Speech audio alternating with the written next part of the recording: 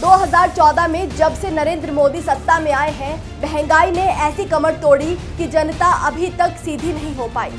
इतने में भी जब साहब का मन नहीं भरा तो ऊपर से जीएसटी यानी गब्बर सिंह टैक्स लगाकर गरीब जनता को पूरी तरह से निचोड़ दिया। मोदी सरकार के सारे काले कारनामों का खुलासा कांग्रेस ने अपने ब्लैक पेपर में कर दिया है।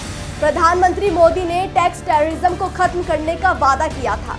बीजेपी को तरह तरह के टैक्स लगाकर गरीबों का खून चूसने में महारत हासिल है।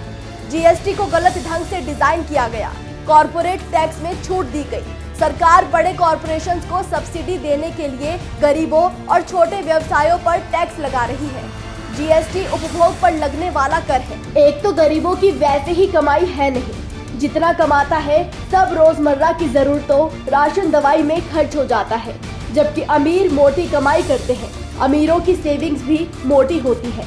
अलग अलग टैक्सों की तरह ही गरीबों पर जीएसटी की मार पड़ रही है।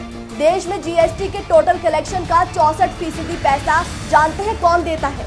सबसे गरीब 50% भारत की जनता, जबकि सबसे अमीर 10% लोग जीएसटी कलेक्शन में मात्र 4% पैसे का ही योगदान दे रहे हैं। इसी तरह खराब तरीके से तैयार जीएसटी ने छोटे और मध्यम व्यवसायों को बड़ा नुकसान दिया है। छोटे कारोबारियों को कई तरह की छूट वाले 6 स्लैब को समझने में मुश्किल होती है। नियम लगातार बदल रहे हैं। 2017 से 22 के बीच मोदी सरकार ने हर दूसरे दिन 869 नोटिफिकेशन, 143 सर्कुलर और 38 आदेशों के साथ नियम बदले।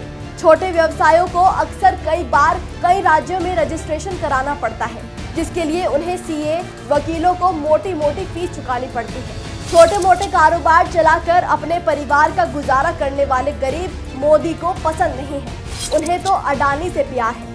गरीब के लिए तो हर एक चीज पर टैक्स और जीएसटी लगाकर भूखा मरने को छोड़ दिया गया है। इतने के बाद भी बीजेपी कहती है कि महंगाई कहाँ है। अरे जिन्हें जनता पर अत्याचार करने के सिवा कभी कुछ नजर नहीं आया, उन्हें महंगाई कहाँ से नजर आएगी? देशवासियों, पहचानो इस सरकार को, पिछले 10 साल अन्यायकार।